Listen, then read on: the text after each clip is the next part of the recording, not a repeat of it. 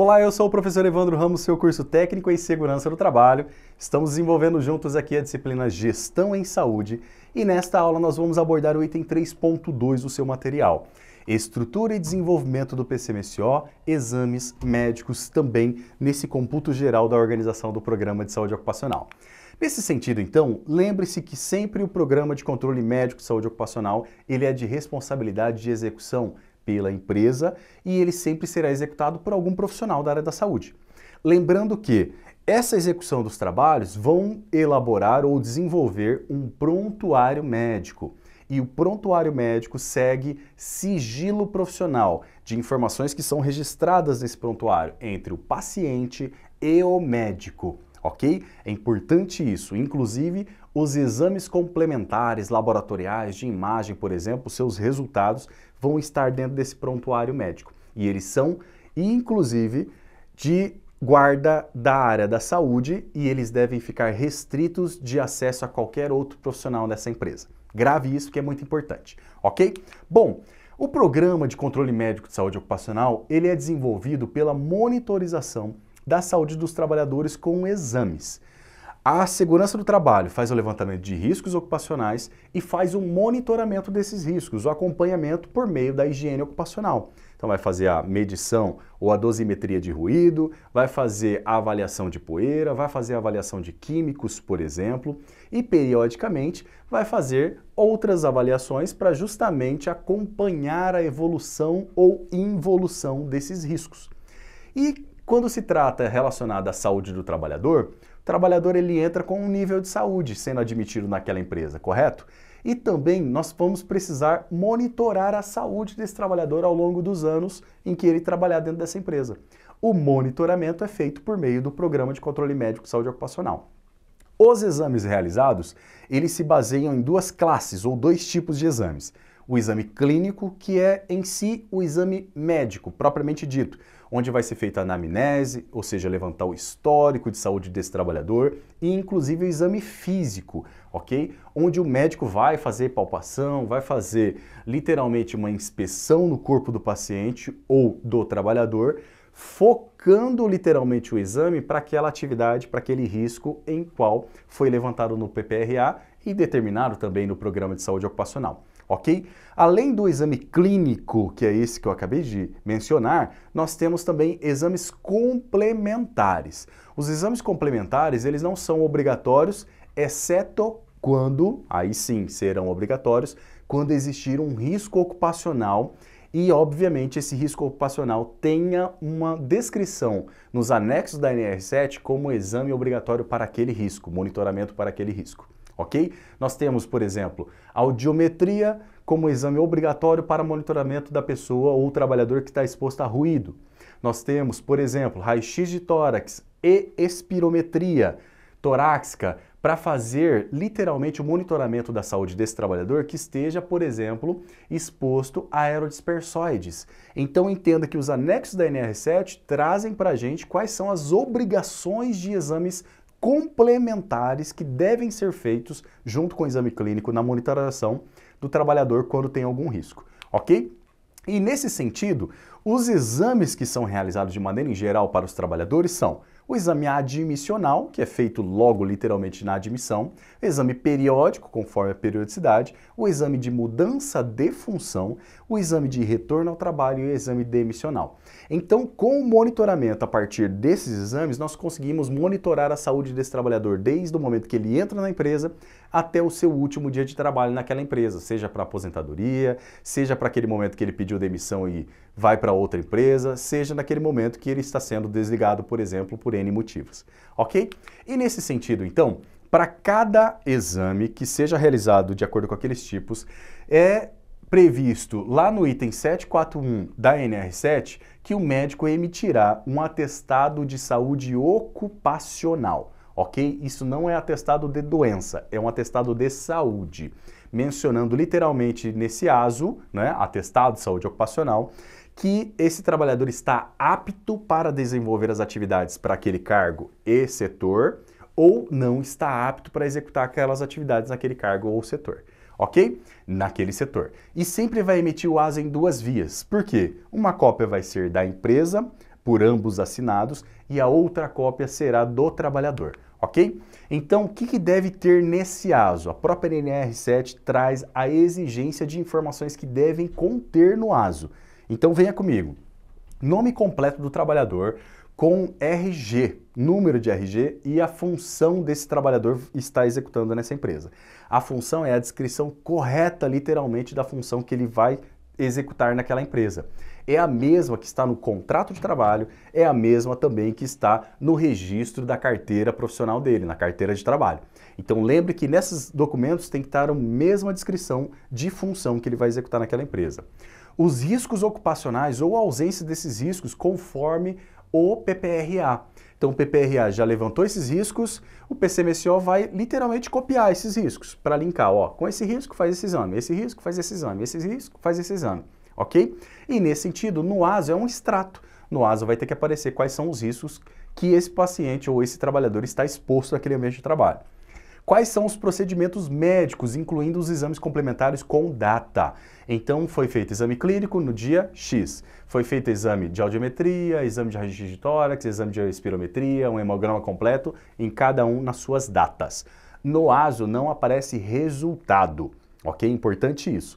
No ASO não vai aparecer o resultado desse exame, vai aparecer somente o nome do exame que foi feito com a data do exame que foi realizado, ok? O nome do médico coordenador, se essa empresa exigir a existência conforme a norma do médico coordenador, então vai ter que ter o nome do médico coordenador com o seu, literalmente, registro no Conselho de Medicina. A definição de apto ou inapto para aquela função, tem que ter um campo específico para isso. O nome do médico que está fazendo o exame, que a gente chama na prática de médico examinador, pode ser o mesmo médico coordenador ou pode ser um médico diferente. Ok? Na prática profissional, sem problema nenhum, mas se for diferente, tem que ter ali o nome desse profissional e a assinatura dele. E ainda a data e a assinatura do médico e do trabalhador. E o trabalhador, no momento já do exame, ele já recebe a segunda via dele, que é um extrato, literalmente, do que foi feito. Professor, e os resultados dos exames, como ficam? Os resultados dos exames, eles ficam em posse do médico, do Serviço de Saúde Ocupacional, e eles vão compor o prontuário médico, como eu disse agora há pouco, ok? Lá no item 7432, o exame médico periódico, por exemplo, ele segue a periodicidade conforme determina o PCMSO. E o PCMSO também coloca alguns parâmetros gerais para as empresas seguirem, ok? Com intervalos mínimos. Então, por exemplo, para trabalhadores que estão expostos a riscos ou situações de trabalho que impliquem desencadeamento ou agravamento de doença ocupacional, ou ainda, para aqueles que sejam portadores de doenças crônicas, os exames, eles deverão ser repetidos nessa sequência aqui. Para cada ano, ok? A cada uma vez por ano, ou intervalo menor que um ano, a critério do médico que fez o exame. No momento do exame, o médico avalia e vê que o paciente está dentro daqueles critérios de alguma comorbidade. E ele, no PCMSO, mesmo visualizando o PCMSO, ele vê que esse paciente naturalmente faria um exame periódico daqui a um ano. Mas de acordo com os resultados clínicos, de acordo com a avaliação que ele fez, ele fala, não, vamos para você estabelecer que a gente vai fazer um acompanhamento médico periódico a cada 6 meses. Então é a critério do médico que está fazendo essa avaliação, ok? E depois desses 6 meses, faz-se o exame periódico, tá bom? Outra situação é, de acordo com a periodicidade especificada no anexo 6 da NR15, para trabalhadores que estão expostos literalmente a condições hiperbáricas. Então lembra que temos outras normas que estão relacionadas literalmente com a norma 07. Para os demais trabalhadores, literalmente, de maneira anual, como regra geral, ok? Quando menores de 18 anos e também maiores de 45 anos de idade, então anual, e também temos a cada 2 anos para trabalhadores que estejam entre 18 anos e 45 anos de idade. Esse é um critério geral, porém o médico coordenador do PCMSO, ele pode estabelecer outra periodicidade, mas desde que seja mais restritiva que esse modelo aqui, não poderá ser mais espaçada, ok? Caso contrário, ele vai ter que justificar para o Ministério do Trabalho por que está sendo mais espaçado, sendo que a norma fala que esse é o critério mínimo que deve ser seguido, ok? Tá claro para você? Ótimo. Nesse sentido, então, o item 7433, no exame médico de retorno ao trabalho.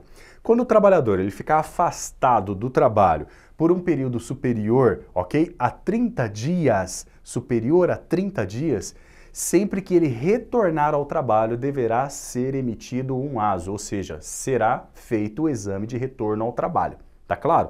Então, quais são os motivos? Os motivos estão ligados à doença, o trabalhador ficou doente, ficou afastado mais de 30 dias.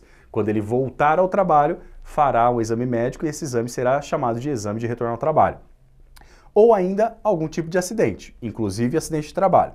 E também de natureza ocupacional ou não esse afastamento. Então, sempre que ele retornar, superior a 30 dias, literalmente se fará o exame de retorno ao trabalho. Inclusive nos casos de licença maternidade, ok? Nos casos de licença maternidade, sempre no retorno fará-se o retorno exclusivo relacionado ao retorno ao trabalho. Não se fará exame de retorno ao trabalho para retorno de férias, ok? Algumas empresas confundem essa questão e na prática não deve ser relacionado o exame de retorno ao trabalho simplesmente que ele está voltando de férias, ok? Às vezes casa a informação de estar no período de fazer o periódico já, que ele entrou no mês de janeiro, ele vai fazer o periódico, por exemplo, daqui a um ano no mês de janeiro. E é importante que ele faça na data antes do dia que ele fez. Se ele fez dia 2 de janeiro, o prazo máximo é 2 de janeiro do próximo ano. Ele tem que fazer dias antes, ok? Caso contrário, ele vence esse exame e se vencer o exame, cabe multa. Outro item importante é o exame de mudança de função. Grave uma informação bem simples que muitas empresas no Brasil inteiro confundem e fazem exame errado para mudança de função. Desnecessário quando eu falo errado. Por quê? Para os fins da ANR, o exame de mudança de função só acontece quando existe mudança de risco. Exemplo, a pessoa é auxiliar administrativo, não tem riscos ocupacionais, ela não tem exposição a nenhum risco, ok? Ambientais. Então, pelo levantamento do PPRA, não tem exposição a riscos ambientais. Ela é auxiliar administrativa. E ela vai mudar de função porque hoje ela está na recepção da empresa e ela vai para o faturamento. E lá no faturamento da empresa, que também é administrativo, ela vai assumir aquilo lá como um assistente administrativo. Entenda que o nome da função está mudando. O setor também está mudando. Porém, não há necessidade de fazer o exame médico porque os riscos são os mesmos, se estiver determinado lá no PPRA e no PCMSO que nesses ambientes o risco seja o mesmo. Então, ele não tem como auxiliar administrativo na recepção. Não existe riscos ambientais, exposição. Se ele for lá para esse setor de faturamento como analista e lá nos programas estejam anotados que não existe risco ambiental, não há necessidade de se fazer exame médico, ok? E como vamos regularizar essa situação? No próximo exame dele de periódico, que já está marcado. Aí no próximo exame de periódico, nós vamos fazer a anotação no ASO com a nova função, sem problema nenhum. Isso é uma dinâmica administrativa muito simples que evita que as empresas fiquem gastando literalmente dinheiro com exames desnecessários de mudança de função. Então grave isso.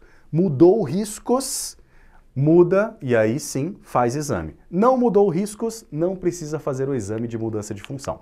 Outro exame também importante, que tem alguns detalhes, é o exame médico demissional. O exame médico demissional ele deverá ser realizado obrigatoriamente em até 10 dias a partir do término de contrato de trabalho.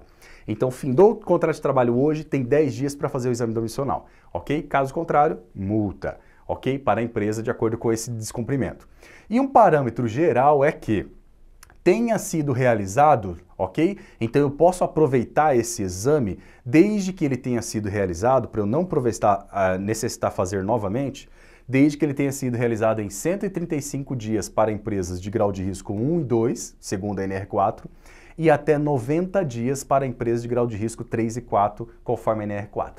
E uma recomendação prática que eu sempre passo para os alunos é que se ultrapassou esse período, obrigatoriamente tem que fazer.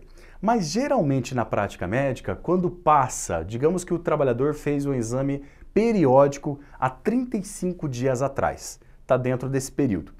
Ele tem exposição a muitos riscos, se ele tem exposição a muitos riscos ambientais, geralmente a área de saúde vai querer ver esse paciente ou esse trabalhador para fazer um exame demissional. Mesmo que utilize os exames que ele acabou de fazer complementares, mas ele vai querer fazer alguns exames mais práticos que têm menos custo, exemplo, audiometria, ok? Para garantir que esse paciente, esse trabalhador esteja saindo dessa empresa literalmente sem nenhum tipo de problema ocupacional. Tá claro?